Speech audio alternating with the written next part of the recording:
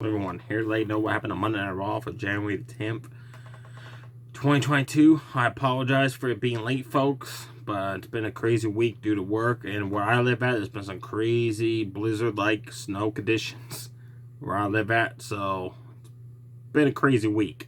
Let's just put it that way. Now, but here we are. AJ Styles took on Austin Theory one-on-one.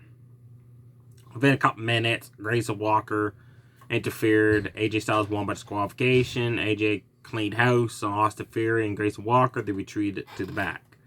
AJ Styles was going to make history on NXT the following night on Tuesday, the very first ever time AJ Styles competed on NXT against Grayson Waller. I didn't watch it because I cannot watch that show anymore. It's hard to watch it all the way through because all it is mostly talk, and then have like a 2-minute match, and talk, and a 5-minute match.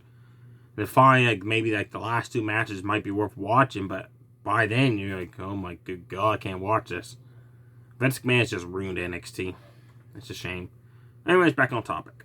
Omos took on a jobber named Nick. Squashed him within a couple minutes. Won the match. Nothing really exciting happened there. 6-man tag team time.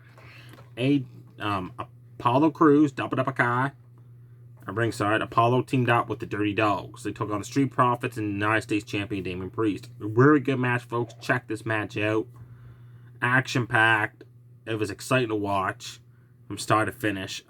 Began the match, Damian Priest flapjacked Dolph Ziggler. Enziguri kicked him, flew him outside the ring. Profits got in, took care of Apollo Crews and Bobby Roode. So the Hills regrouped outside the ring. Eventually, isolated Montez Ford, worked on him till Montez had a nice jump up drop kick on Apollo Crews. Dolph Ziggler tagged in, quick to win for the Famouser. Montez Ford dodged it, got out, tagged in Daniel Dawkins. We just cleaned house. Anybody need the washroom?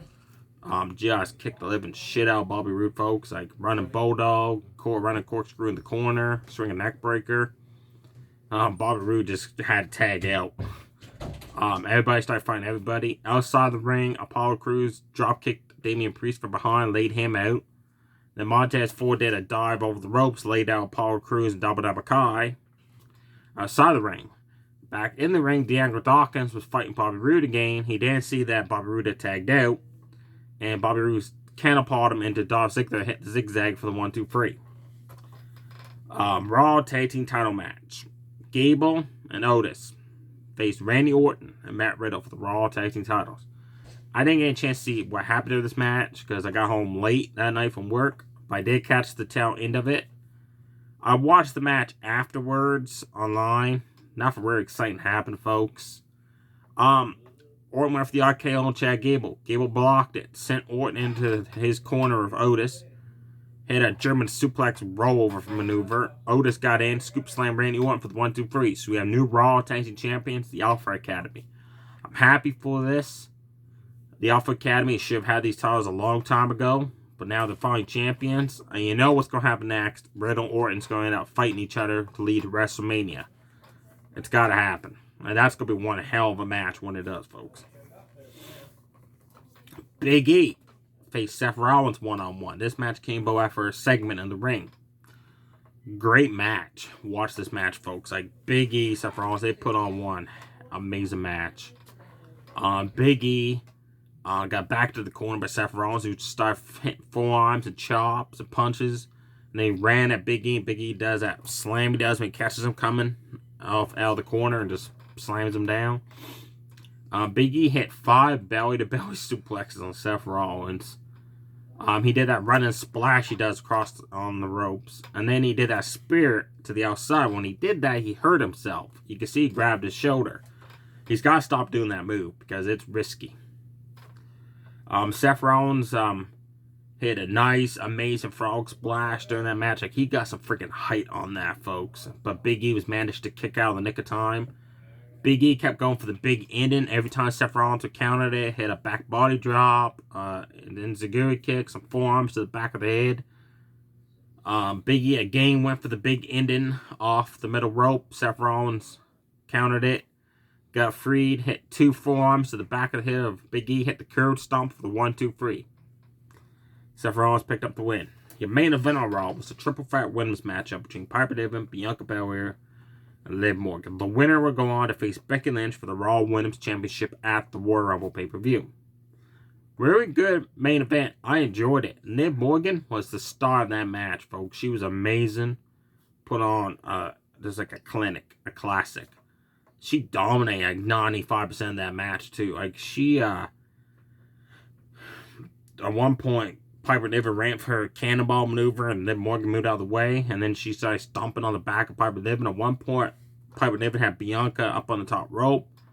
Piper Niven Liv Morgan ran on the back of Piper Niven, grabbed hold of Bianca Belair, her Corona off the top rope, then attacked Piper Niven.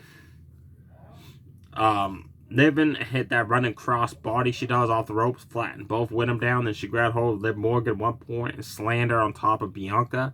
And Liv hit the mat face first. That had to hurt. Bianca hit exchange blows with Liv. Liv applied the Ring of Saturn, that finisher that Perry Saturn used to do, and she really torqued it, man. When she had Bianca in there, she was applying a lot of pressure. And she started raining down elbows on Bianca's midsection as well. But Bianca Belair powered out, of course. But Liv catapulted her into the ropes and then Riot kicked her. And almost won the match, but Piper Niven broke it up. Bianca Belair hit a spine buster on Piper Niven. She went for the 450 splash. She hit that too. Then she went for the other move off the top rope. And Becky Lynch stopped it.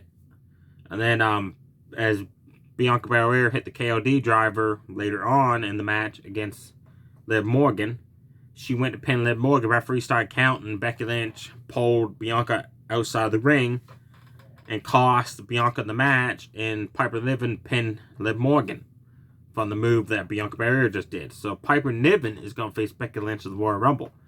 I didn't see that coming. I thought for sure it was going to be Liv Morgan and Bianca Belair, but not Piper Niven.